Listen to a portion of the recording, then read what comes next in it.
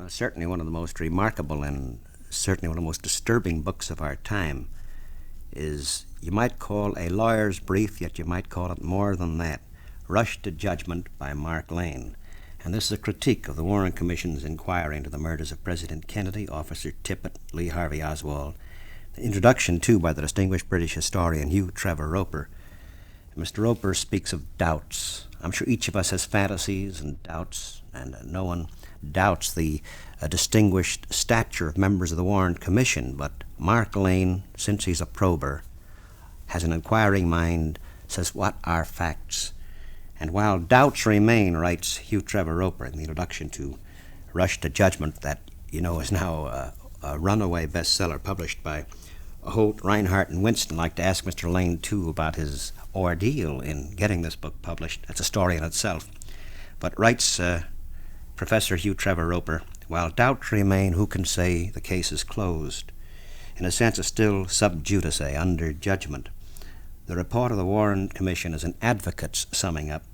The fact the advocate believes his own version is not relevant. Advocates often do. But judgment can be given.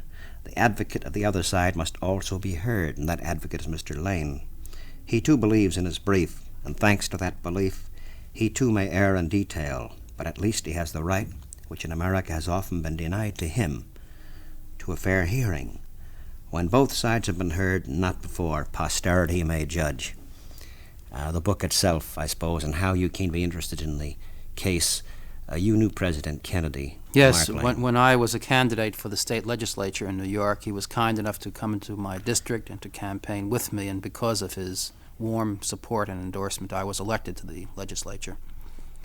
And with his death, of course, we all felt that traumatic experience, and those, I suppose, who knew him a bit felt it a bit more. And I had been a defense lawyer for some 16 years in New York, and I heard the Dallas district attorney on television after Oswald's death say, the case is now closed, this is the evidence we had, and the evidence was not compelling.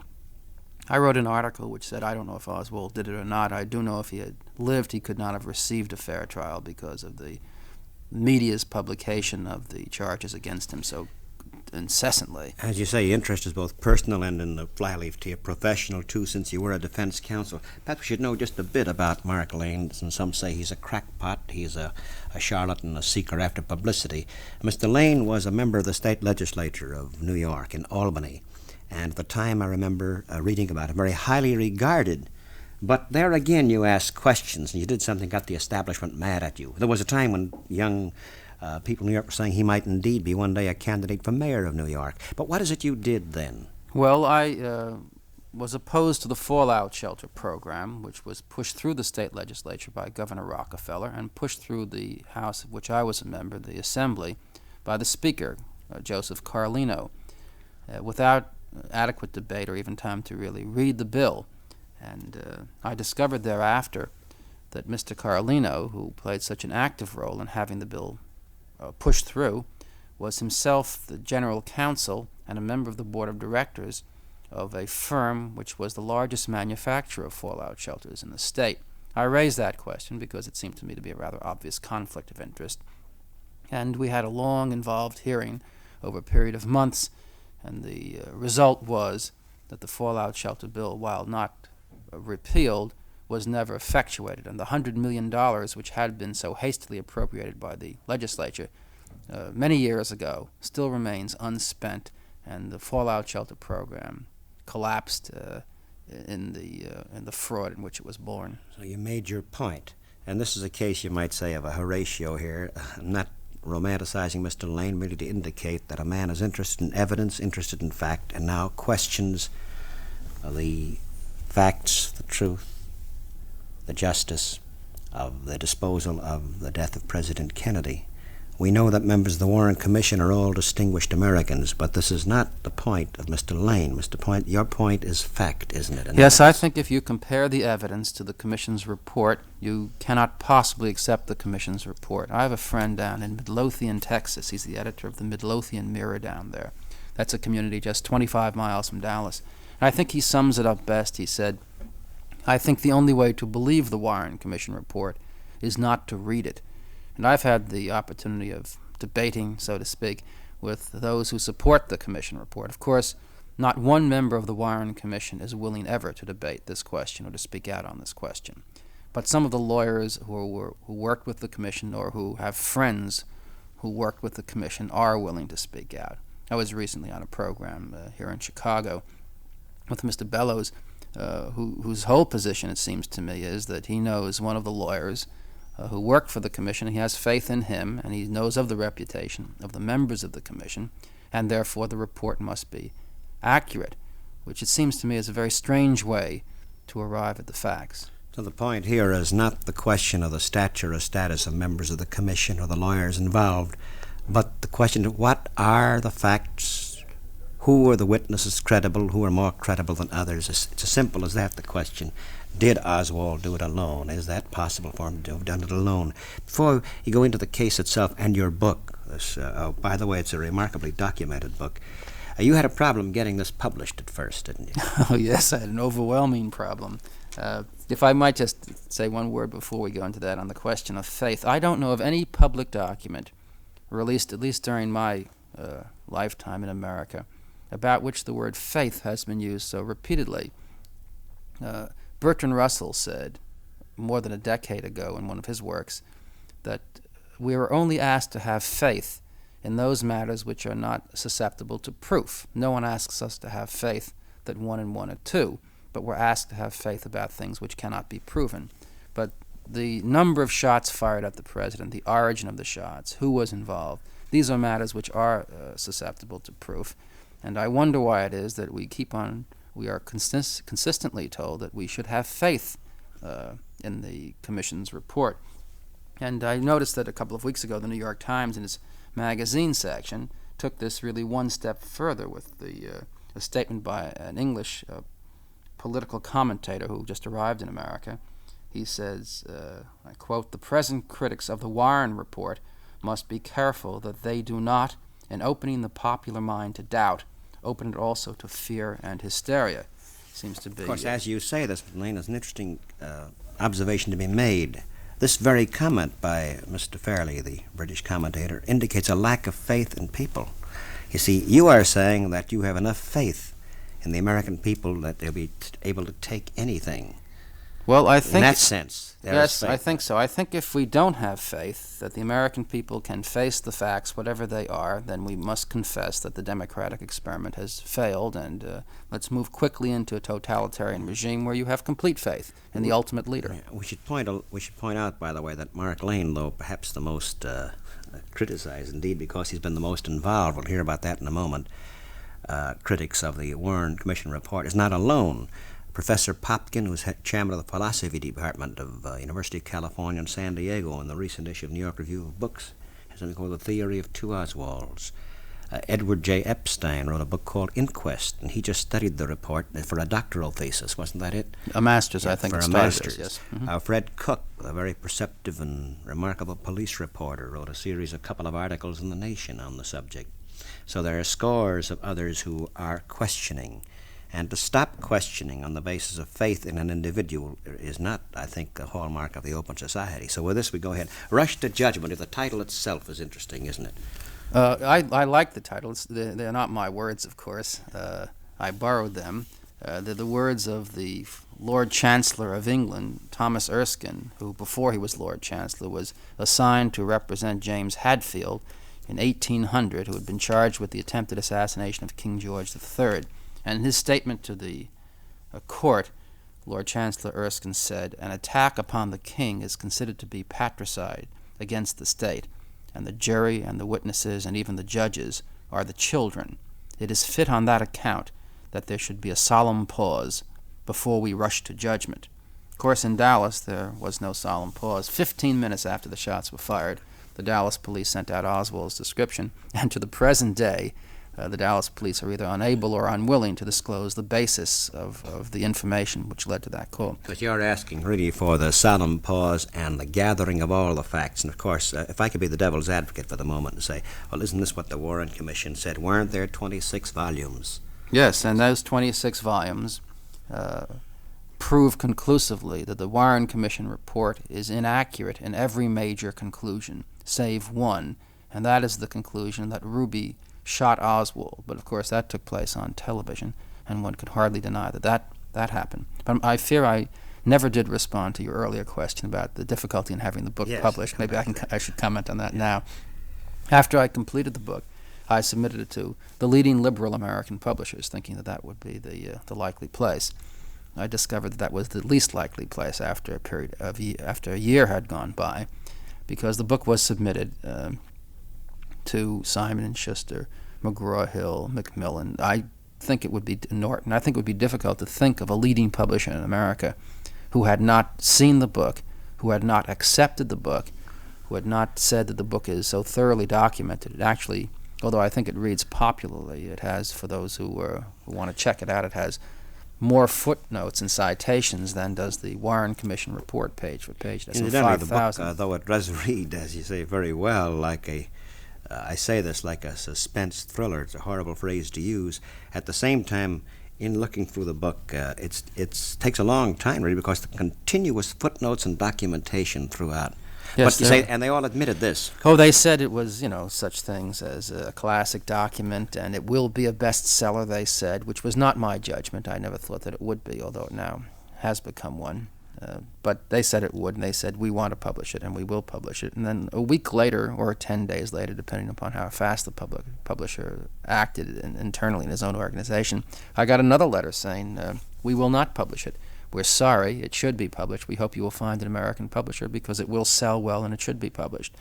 After a year of this, I just gave up, and I went to England, and the book was taken by the Bodley Head, a 300-year-old, venerable old English conservative publisher.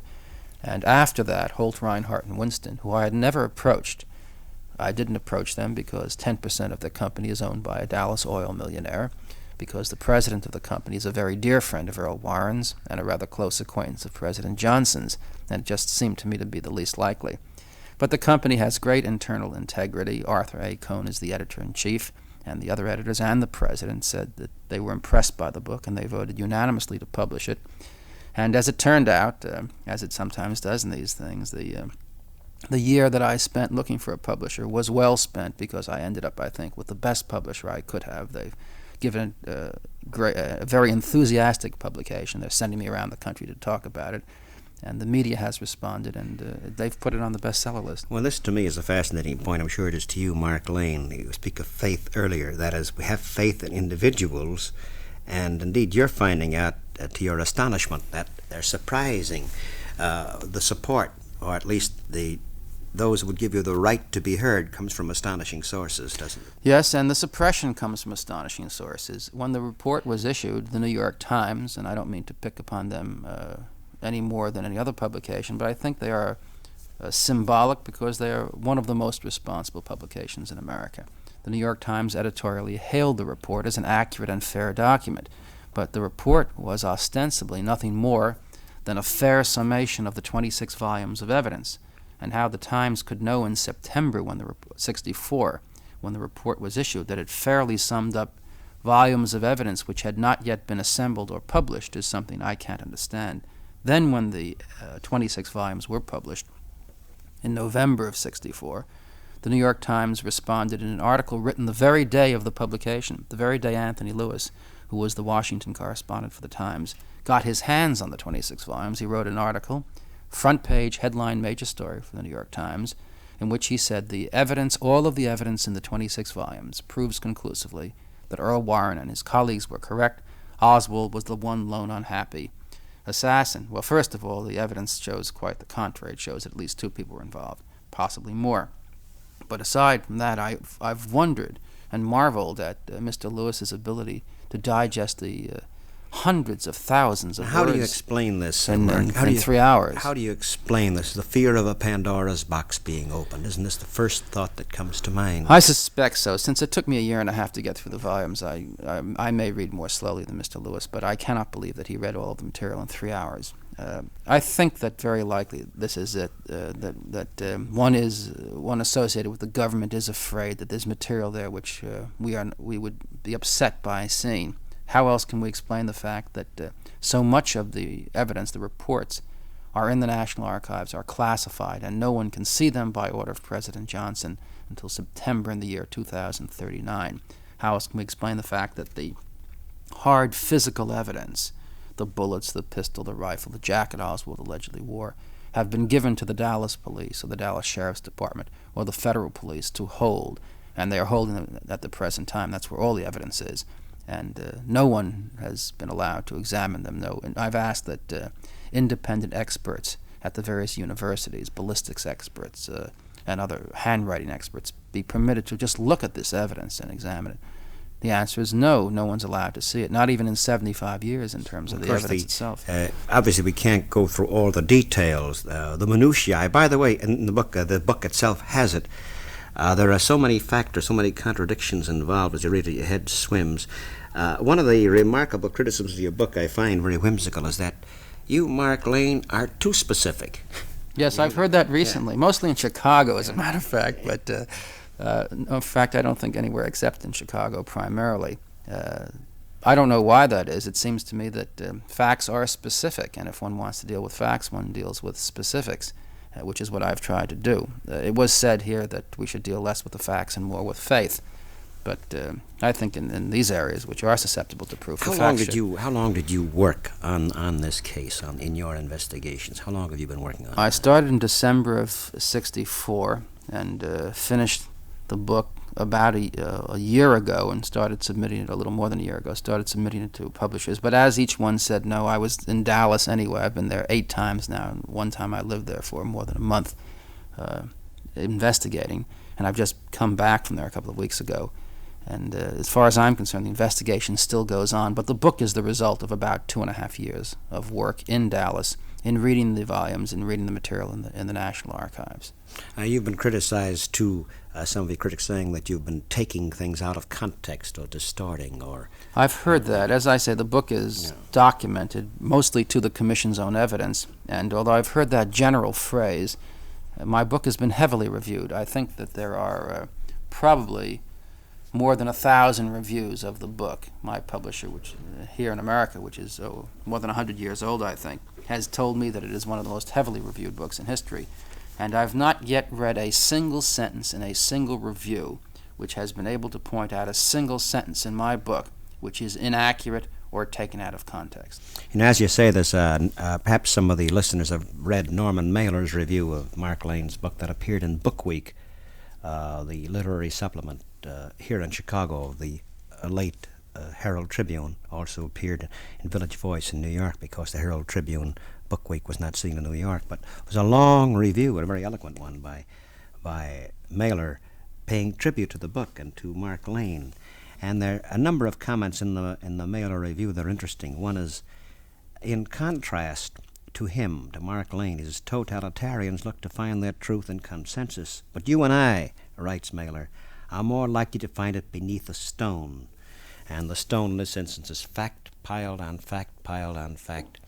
And in these 26, and also perhaps the last part of the Mailer review might be worth reading.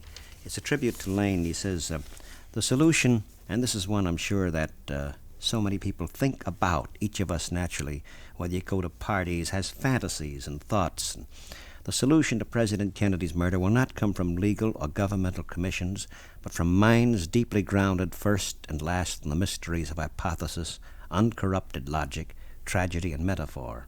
In the meanwhile, he suggests a literary commission of uncommitted, of uninvolved people interested in probing into fact and writings. But in the meantime, 3 cheers for Mark Lane. His work is not without a trace of that stature we call heroic. 3 cheers because the game is not over yet, nor the echo of muffled drums, nor the memory of the riderless horse. And so we come to you. You originally began as an advocate. This is, by the way, it's fair to describe your book as an advocate's brief. Well, only if you describe the Warren Report as a brief for the prosecution, because mine is, in fact, an answer to what the Commission said. If the Warren Report is an analysis of the evidence, then mine is an analysis of the Warren Report. The thing that I find most strange is that those who profess to have admired so strongly that for which President Kennedy lived seem to me to be among those who are very reluctant to find out why it is he died or who it is who killed him. The liberals, for example, who most rallied around President Kennedy, many of them seem least concerned with how it is he died and why it is he died. And this is a contradiction which I have not been able to resolve in my own mind. How many witnesses, and you're pouring through the 26 volumes of the Warren Commission report, how are witnesses, because we're about to hear the voices of 3 witnesses, 3 brief comments, 3 who were not called, is that right? Yes. How were they? I mean, what was the nature of these 3? No, well, first, what was the basis of those being called and not being called? Well, I never was able to determine that, except it seems that a pattern did exist, although the Commission never published any material to indicate its own criteria. But a pattern seemed to exist, and that is where a witness was about to offer testimony which might be disconcerting to the government's case, he wasn't called or he was cut off. For example, the Commission was able to state in its report that no credible evidence even suggests that the shots in Dealey Plaza were fired from anywhere other than from the book depository building. And the Commission said, of course, Oswald was up there on the 6th floor. The book depository building was behind the president's limousine. Yet, 2/3 of the witnesses who were in Dealey Plaza took an entirely different position. Those who were able to make a statement as to the origin of the shots said the shots did not come from the book depository building, but from an area which was to the right of and in front of the limousine. A wooden fence was situated on the top of a grassy slope, and the witnesses said the shots came from behind there. 2/3 of the witnesses, including 4 reporters for the Dallas Morning News who were standing just in front of the fence, who said the shots came from behind us. The now famous amateur photographer Abraham Zapruder, who took the motion picture films of the assassination. These are the motion picture films that were used by Life magazine, too. Yes, and by the Commission to determine where the car was when the various shots were fired. What was the significance of the Zapruder films? Well, it established, not to the Commission, I'm afraid, but established to almost anyone else who examines them, where the individuals and where the car was, the limousine was, when the shots were fired. It shows conclusively, I think, that the bullet which hit Governor Connally struck him 1.8 of a second after a bullet had struck President Kennedy. This was inconvenient for the Commission, since the rifle, which is the alleged assassination weapon, required, according to the FBI firearms expert, a period of 2.3 seconds just to work that old-fashioned bolt handle on it. And since the rifle needs a period of more than 2 seconds to be operated as an interval between shots, and Governor Connally was shot in less than 2 seconds after the president was, that is in and of itself an indication that more than one person may have been involved. But the doctors at Parkland said that the wound in the president's throat was an entrance wound. He had been shot from the front, and the president was facing toward the wooden fence area when the bullet entered his throat. A way to resolve the whole question, of course, would be to examine the original autopsy notes made by Commander Humes, who was chosen by the government to conduct the autopsy on November 22nd on the president's body. But if we turn to volume 17, page 45 of the volumes, we see this statement, quote, "This is to certify that I, James J. Humes, have destroyed by burning the autopsy draft notes, etc." Why did he destroy them? Yeah. Well, I don't know why he destroyed them. Of course, they were not his notes. They belonged to the United States government. They were historic documents. Another way, of course, to find out about the bullets as they coursed through the president's body is to look at the photographs and the x-rays taken at the request of Dr. Humes when the autopsy was performed, before the autopsy was performed that evening at Bethesda Hospital. But as Dr. Humes testified, the photographs were taken from the room. He was not permitted to see them. They were taken by agents of the Secret Service, and he never saw them. The x-rays, which in and of themselves, again, might show the course of the bullets, probably would, I think, and most doctors think. Those x-rays were never seen by any member of the Commission or any lawyer for the Commission. So here we have the documents which themselves might resolve the classic question, the origin of the shots, the photographs and the x-rays, never seen by the Commission, never seen by the Commission lawyers. And about a month and a half ago, I think it is, Newsweek magazine reported that it had completed its own 2-month investigation to discover the whereabouts of these documents, the x-rays and the photographs, and could only conclude that nobody in government knows where they are or is willing to admit where they are. They are not in the archives, the FBI, Secret Service, nobody claims to have any knowledge as to their whereabouts. There's always a question of a fourth bullet, too, isn't there? Yes, I think that it is certain that at least 4 shots were fired. One bullet hit the president, one bullet hit the governor, another bullet hit the president, and one bullet missed entirely and hit a curb on Main Street, sprinkling up some portions of the bullet or shattering some portions of the curb, which then struck a man by the name of James Tague. How did you find this out about James I've talked Tague? to Mr. Tague, and I read that he was wounded in the newspaper on what appeared in Dallas on November 23rd. And I've conducted filmed and tape-recorded interviews with Mr. Tague, and he told how he called over the Dallas police officer, Buddy Walters, showed him the mark, and he said, no question, that bullet just struck there. There's marks there. This was brought to the Commission's attention, and they quickly had the FBI examine it in August of 1964, waiting just 3/4 of a year, allowing this invaluable piece of curb to remain subjected to vandals, etc., and to the weather. But when the FBI examined it and reported that it had lead on the mark and other metals present, the Commission concluded that that mark could not have been made on November 22nd.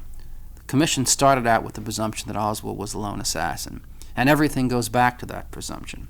So the Commission said, the fact that there is no copper in this mark is proof that Oswald did not fire that particular bullet which made the mark, because Oswald is known to have used copper-jacketed bullets. Since Oswald didn't fire the bullet which struck Main Street, and since, said the Commission, there was a lone assassin, Lee Harvey Oswald, and no one else could have been firing if he was the lone assassin, we therefore conclude that the mark on Main Street could not have been made on November 22nd. So everything comes back to the Commission's original premise that Oswald was the lone assassin. And so if there were a fourth bullet, as you seem to indicate, and other evidence would seem to indicate that too, if there were, then it's agreed it's impossible for one man to have committed the crime. Yes, because that's pretty well agreed. Because with that 2.3 second interval, you'd need 3 intervals in order, assuming the rifle was fully loaded. At the beginning, you'd need, which one can assume, one would need 3 intervals. You're up to almost 7 seconds. It was all done in less than 6 seconds. A question as to where the shots came from is rather interesting. Whether the book depository building, and some would indicate, you and your book indicate, that there may have been another spot too where they came from. There are 3 witnesses. Who are these 3? You've interviewed quite a few people. Yes. If we can hear perhaps the excerpts of 3. All right, the first one is R.C. Dodd, who was a railroad man who was up on a railroad bridge which ran right above the street that the president's limousine was on, and he overlooked this wooden fence and the hedges and bushes which were in front of the wooden fence. And this is his statement as to what he saw and what he heard on November 22nd. Is he a railroad man? Yeah, he's a railroad employee. He's a railroad. Suppose we hear, what's his name? R.C. Dodd. This is Mr. Dodd. Where were you on November 22nd, Mr. Dodd? I was standing on the underpass, Commerce Underpass in Dallas, Texas. Were you there alone? No, I was along with 3 friends of mine. Railroad men? Yeah, all railroad men. Mr. Holland was one of them. That's right. On November 22nd, Mr. Dodd, what did you see and what did you hear? And I seen the president roll over and slump over in his seat, and then I saw Governor Conley slump over. And Miss Kennedy, she stood up, and the Secret Service man came off the fender bumper and shoved her down in the car and fell in on top of her. And they went on the underpass where I couldn't see any further. And did you see anything which might indicate to you where the shots came from?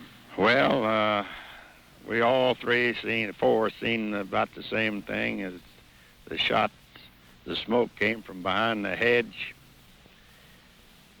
on the north side of the plaza, and a motorcycle policeman dropped his motorcycle in the street with his gun in his hand and run up the embankment to the hedge.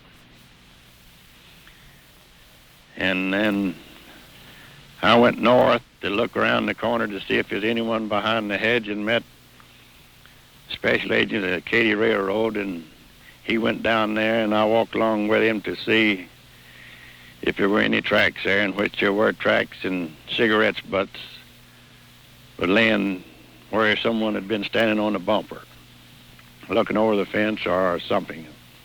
Were you questioned by agents of any government agency on November 22nd, Mr. Dodd? Yes, we were. We were taken over to the courthouse and questioned by, I suppose, Secret Service men of some kind.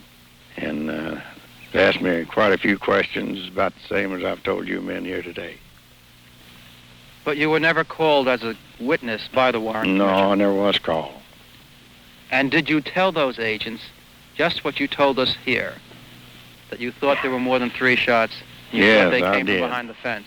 I told them I thought there was more than 3 shots.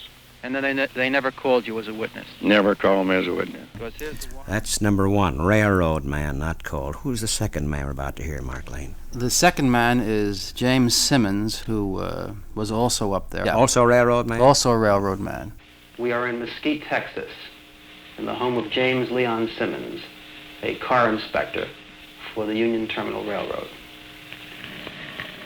Mr. Simmons, how long have you been employed by the Union Terminal? I've been employed by the Union Terminal 11 years. Were you a witness to the assassination of President Kennedy? Yes, I was. I was standing on the Elm Street overpass at the time of the assassination. Were you there alone or with others? There was a group of employees from the Union Terminal at the time and 2 Dallas policemen. What did you see and what did you hear? As the presidential limousine was rounding the curve on Elm Street, there was a loud explosion. At the time, I didn't know what it was, but it sounded like a loud firecracker or a gunshot. And it sounded like it came from the left and in front of us, towards the wooden fence. And there was a puff of smoke that came underneath the trees on the embankment. Where was the puff of smoke, Mr. Simmons, in relation to the wooden fence? It was right directly in front of the wooden fence. I show you a picture published by the Warren Commission as Commission Exhibit number 2215, which is a view of the Triple Underpass area. I ask you if you'd be good enough to mark with this pen with an X the area where you thought the shots came from and where you saw the smoke. It was this area here. After you heard the shot and saw the smoke, what did you do? I was talking with a patrolman Foster at the time, and as soon as we heard the shots, we ran around to the wooden fence. And when we got there, there was no one there, but there was footprints in the mud around the fence, and there was footprints on the wooden 2x4 railing on the fence.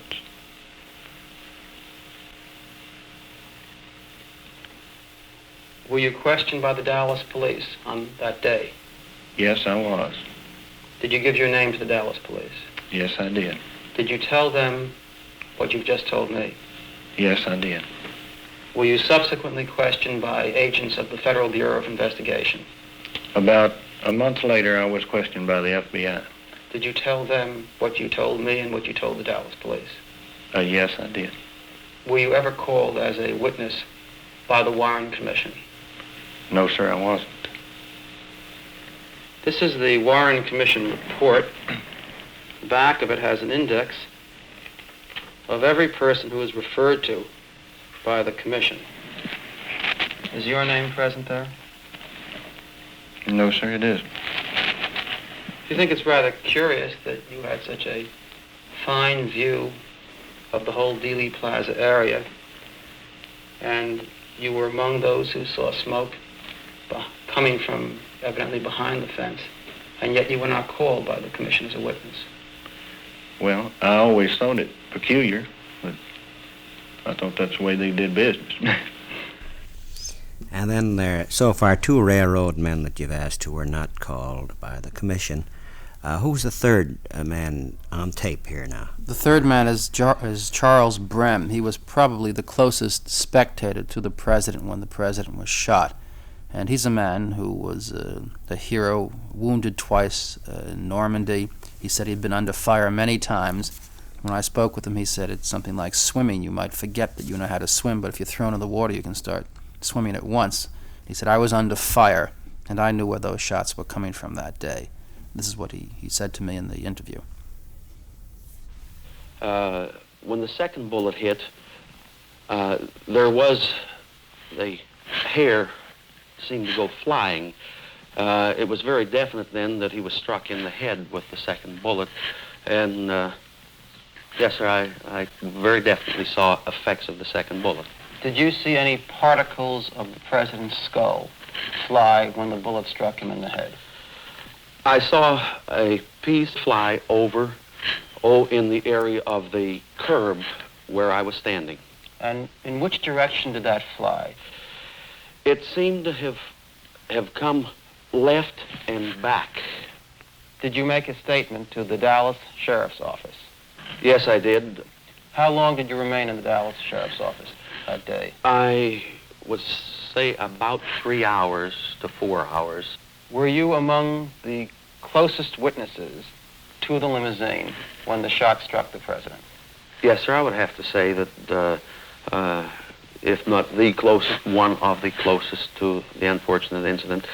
I did get a view of something I'll never forget. Were you called as a witness by the Warren Commission? No, I was not called by the Warren Commission to testify. Well, these are just 3 voices, fragments. How many did you question altogether, Mark Lane? We questioned 25 witnesses on film and on tape. These are segments of the soundtrack of a film which will be released, I think, in about a few weeks. It's a documentary film. A documentary, which is based primarily upon interviews with some 25 witnesses. There's another voice here at the beginning, a longer commentary by one of the supervisors, the railroad man, Mr. Holland. Yes. And it pretty much substantiates what we heard here. Now, I'm going to be the devil's advocate again. I'm the Warren Commission attorney, challenging you, Mark Lane. Well, when these men say there was smoke coming from the grassy knoll, from this behind the wooden fence, isn't it also a case the power of suggestion might be at work here? People seeing UFOs, people seeing something in the midst of a moment. I suppose so. I don't know of anyone who saw a flying saucer that day in Dealey Plaza. But these 7 men made statements independent of each other to the police authorities on November 22nd. Each of them said he saw puffs of smoke. A Dallas police officer named Patrolman Smith, who arrived behind the fence on the scene, said he smelled gunpowder behind the fence. Another man in a railroad tower, 75 yards behind the fence, said that when the shots were fired, he said this independent of the men on the railroad bridge, who he never even talked to that day, but he talked to the Dallas police that day. And in his testimony, he said, when I heard the shots, my attention was directed to the wooden fence 75 yards or so in front of me. And the reason I did, he said, I did look there, was that something attracted my attention to the fence, something that, when he said that, he was interrupted by the commission lawyer and was never allowed to finish his sentence. But when I conducted a filmed interview with him some months ago in Dallas, I asked him about that incident, and I said, for 1.5 years, I've been wondering how you were going to how you were going to complete your answer. And he said, well, the commission lawyer did interrupt me. Evidently, the commission did not want to hear the facts, but I'll tell you what I was about to tell them. Something attracted my attention to the fence, a puff of smoke, flash of light, at the time that the shots were fired. So we have a man in an entirely different position. And the fact is, nobody saw smoke anyplace else in Dealey Plaza. There were 500 witnesses there. The only ones who were in a position to have observed any smoke from the wooden fence area, if indeed smoke came from behind that fence, would be the men on the railroad bridge who were somewhat overlooking it and they could see beneath the trees and above the hedges, or Mr. Bowers in the railroad tower behind. And of the 7 men on the bridge, the railroad bridge or underpass, who looked at the fence, every single one saw smoke. And of the 1 man behind the fence in the tower who was in a position to have seen it if there was any, he also saw smoke.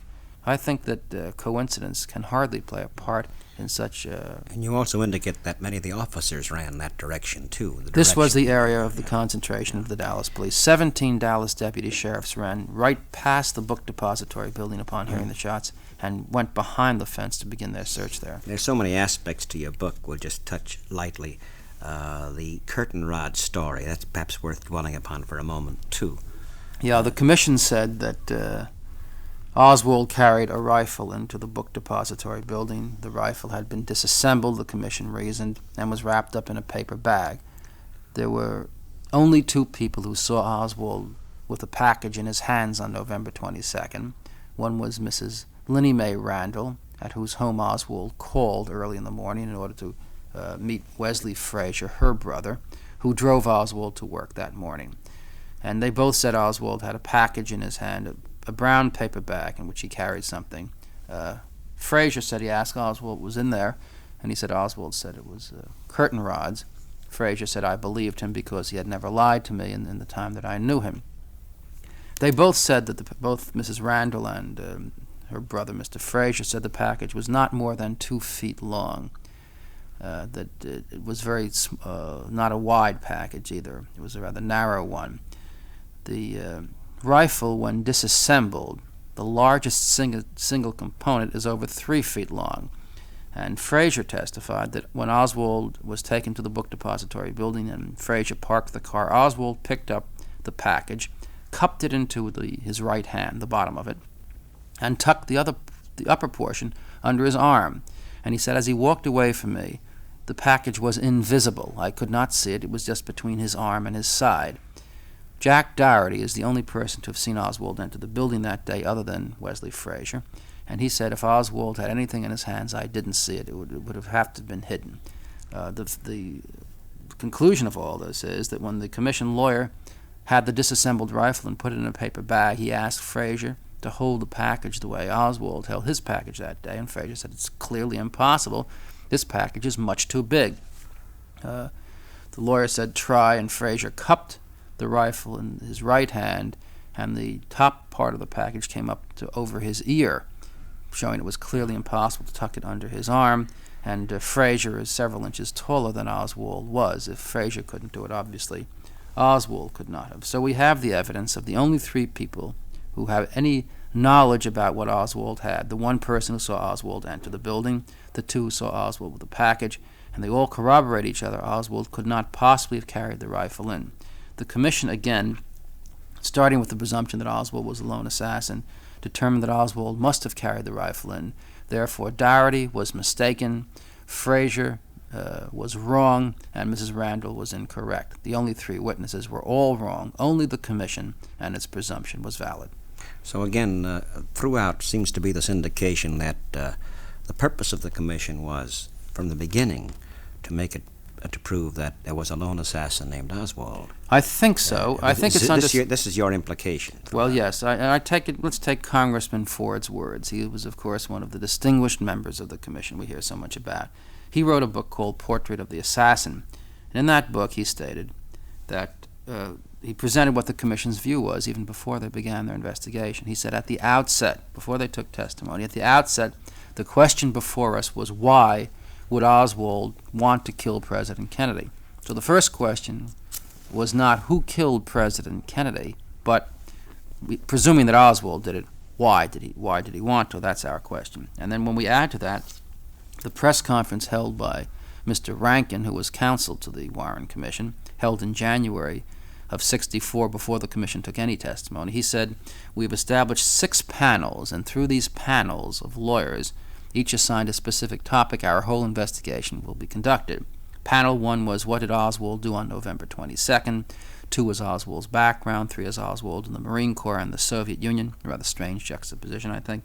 4, Ruby's background. 5, how did Ruby kill Oswald?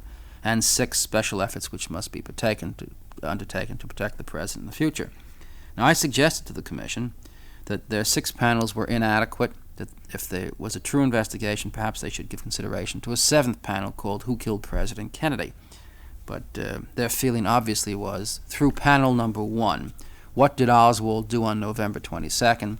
They were adequately protected because they knew Oswald was the lone assassin. So the key question is that the channel that the commission operated on, according to the way you see it, Mark Lane, is that not who killed President Kennedy, but why and how did Oswald do it alone? Yes, and they never even did decide why he did it. They were pretty much set on saying that Oswald wanted to have his place in history because he wanted to kill the president. And then Marina, at the last moment in September of '64, just before the report was issued, Marina Oswald, Oswald's wife, who was the star witness for the commission, who of course at first said she was certain her husband was innocent, and then after being held incommunicado by the federal police for a period of weeks, later testified that she thought he was guilty. She also said that she was threatened with deportation by the FBI. They brought down a high immigration official who said she'd be thrown out of the country unless she cooperated. And finally, she said the FBI practically wanted me to become one of their agents, but indicated to me there would be money and I could stay here if I cooperated. This is her testimony? That's her own testimony, yes.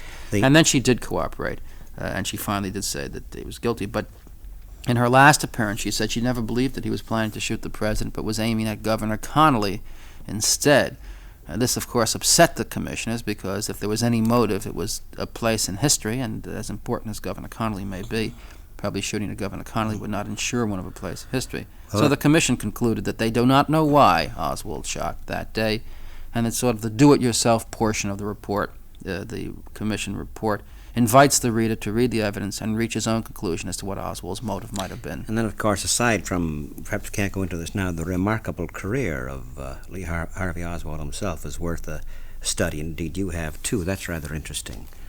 The career of Oswald himself. But yes, there is one question, perhaps along those lines. Mrs. Oswald, Oswald's mother, said that... who had hired you originally? She asked me to represent Oswald's interest before the commission, and I agreed to do that if I could function independent of her and of the government, and she agreed to do that, and I've conducted my own investigation. The commission said I could not represent him because he was dead. Of course, I had suspected that he was dead even before they Before you said go that, so there was a lawyer, Mr. Craig, who was chosen by the commission to represent Oswald, is that right? No, but that is what the media has said, and that is what the Chief Justice has said, precisely what you've said. He sent out a press release saying that we have appointed Walter Craig to represent the interests of Oswald. But what Mr. Craig responded and what the commission published and lost in its 26 volumes, but which the media has never responded to, is that Craig said, I will not represent Oswald's interests. I will sit in on occasion and listen, but I will not represent his interests. Now, how many sessions were there of the commission? There were some 54, I believe. And how many did Walter Craig sit in? He was there at 2 of them, and he asked not a single question designed to assist Oswald's interests. Of course, not one. And in fact, I think he probably was not equipped. He didn't know anything about the case. If one is at all familiar with the area in Dealey Plaza, you know that where the railroad men were standing on that overpass was just a question of some feet and inches from the presidential limousine. The commission measured it feet, inches, and quarter of inches. And Mr. Craig, some 6 months after the investigation began, asked the driver of the car in which the president rode, he said, how far would you say you were from that railroad bridge when the shots were fired? A mile or 2, indicating he had not this basic idea of what the case was about. On the question of who Oswald was, this is Commission Exhibit 917. Although I've read those 26 volumes twice, I must say the significance of this document, a cable from the American Embassy in Moscow to the FBI, State Department, CIA, Command of the Marine Corps, never struck me until just a few weeks ago. Someone in California pointed it out to me. It's as I say, a cable from the American Embassy in Moscow, and it describes Oswald in this fashion. Concerning the renunciation of U.S. citizenship and request, I'm quoting now, concerning the renunciation of U.S. citizenship and request for Soviet citizenship by Lee Harvey Oswald, former Marine, and then about 5 words have been, as you've seen, removed before publication.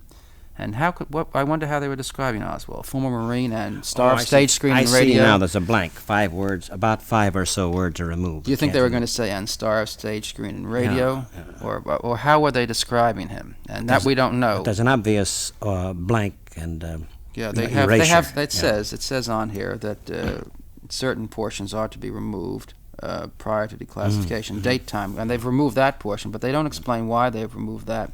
The cable goes on. Oswald stated he was a radar operator in the Marine Corps and has offered to furnish Soviets information he possesses on U.S. radar. Well, if that's what the embassy said about him, he should have been arrested as soon as he came back into the country. But he was not. In fact, he was given a passport to leave again within 24 hours. I haven't been charged with any such crime, and it took me 8 days to get my passport. Although I told them I was in a great rush and I had been a member of the state legislature, it took me 8 days. But Oswald was given his in 24 hours, and I think that does raise some questions. Well, that does. Great many. So we come to the matter of the murder of Officer Tippit, of which Oswald has been convicted by the Warren Commission. How does this come about? This is you have 3 or 4 chapters on this. Yes, the commission again said the evidence is conclusive Oswald killed Officer Tippit.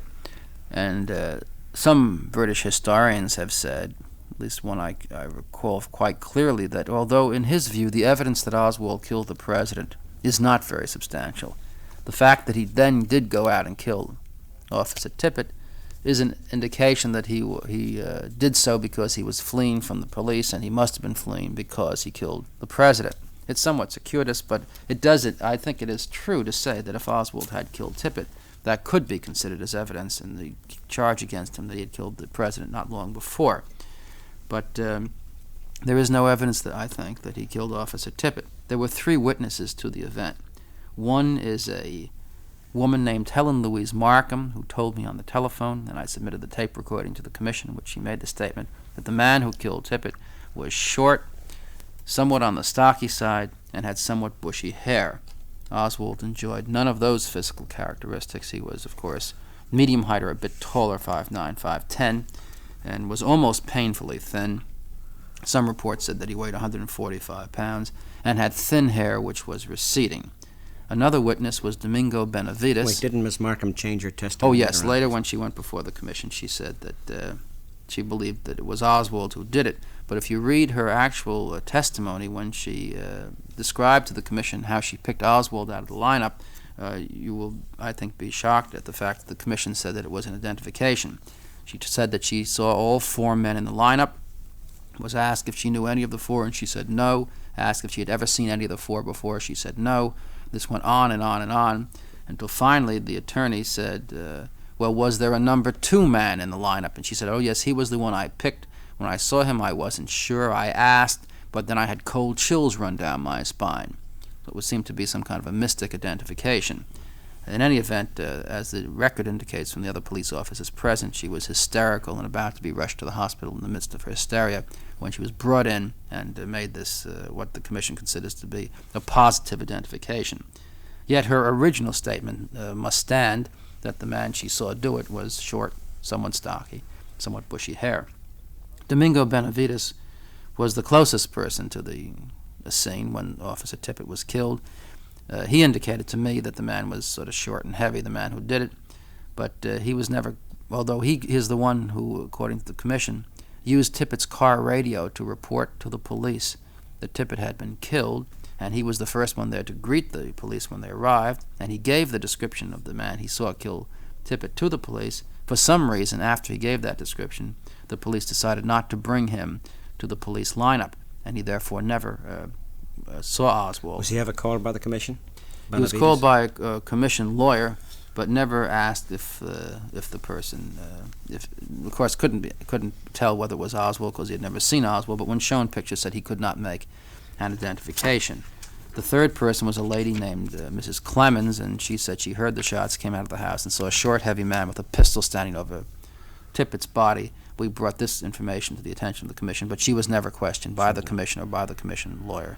And there's a question, too, of timing here, isn't there, too? You speak of 43 minutes, name of a chapter. Yes, I think the most crucial question on the timing is the commission's conclusion that Oswald could have arrived on the scene in order to kill Tippit at 1:16.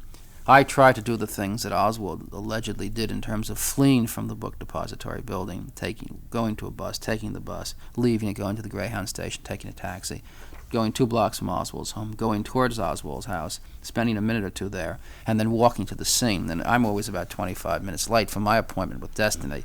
Somehow the commission said Oswald kept his, but they said he could not have gotten on the scene before 1:16 when he allegedly killed Tippit.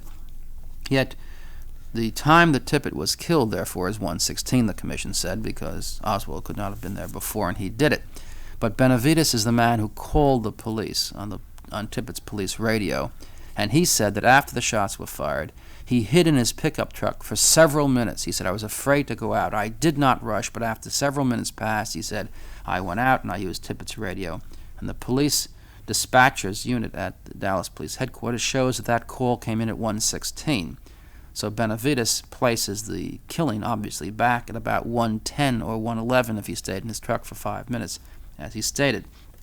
The commission heard Benavides say that he did not rush, that he took his time, he waited several minutes, and then stated, although he was the only witness as to his own actions, the commission concluded, quote, after the shots were fired, Benavides rushed to the police car and called the police. Well, he had a rush if Oswald was to do it, so although he said he didn't rush, the commission said that he did.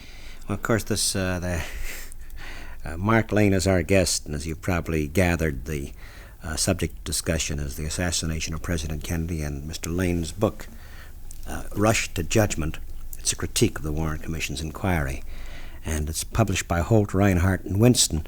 And I notice, even looking now, the time, we're running near the end of the hour, but it doesn't really matter. I'm thinking about a man who killed, now the man whom we know killed Oswald, since it was seen on national television, Jack Ruby. You have a whole part 2 of the book deals with Jack Ruby. Yes, well, Ruby is the one survivor of the known principles. The president is dead, Oswald is dead, Officer Tippit is dead. Only Ruby survives, and Ruby was not reluctant to testify. For 6 months he asked for permission to testify, and finally the Chief Justice and Congressman Ford visited Ruby in the Dallas jail. And Ruby said he could not talk there, that he was in fear of his life if he was questioned in the Dallas jail.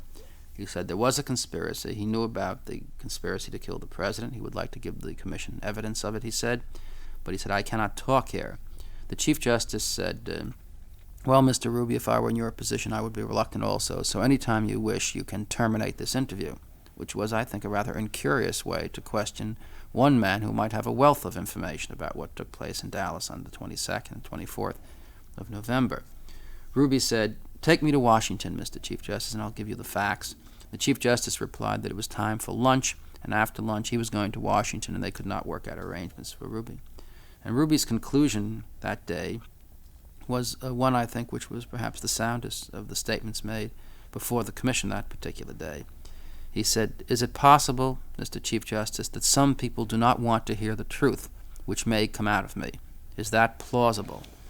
And I think the answer is, unfortunately, that it is only too plausible. Well, this leads us, by the way, the book itself runs for about 473 pages, including a very full index, citations, appendices, list of witnesses, footnotes. The question, because we know that Mr. Justice Warren is a very enlightened justice. He was the chief of the commission. Would your conclusion be that there is too much that was perhaps overwhelming and that was best left at his discretion, indeed the better part of, I was about to say valor, but truth? Well, I think that it was the commission's conclusion that it would be best to issue a report which would tranquilize the American people, a report saying that the one man who is now dead was the one man who did it, and therefore the case is closed. And I think, as Louis Nizer says in his words of praise about the commission's report, published by some publisher who did a reprint of the report, he said, its great contribution to history is the fact that it has tranquilized and pacified the American people. And I think that is its contribution, but its contribution to historical truth, I'm afraid, is sadly lacking. I think we are mature enough to take the facts. I think we have a responsibility in a democracy to hear the facts, to assess them. We are the ones who are supposed to make the decisions in this country, all of us, not just a few leaders, and we can only make those decisions, I think, when we're armed with all of the information, when we are informed. And we are not informed about who killed President Kennedy. We are not if we rely upon the government's report. Well, I think that it's left now to the listener to draw his own conclusions on the basis of evidence presented this morning by Mark Lane. Again, he is advocate, in this case, for one side, but the point is there has been advocacy for the other side fully, officially, legally, authoritatively by the commission, and this is the other side of the case presented. The book is Rush to Judgment, Holt, Reinhardt, Winston, publishers. Mark Lane, our guest. At the beginning, the question of fact as against faith, releasing faith in certain individuals. You accept the word. Fact is what are the facts, and then again the word faith comes into being again. We have to have, you're implying that we must have faith in ourselves too as people in open society to face those facts. Yes, precisely. Mark Lane, thank you very much. Thank you so much, sir.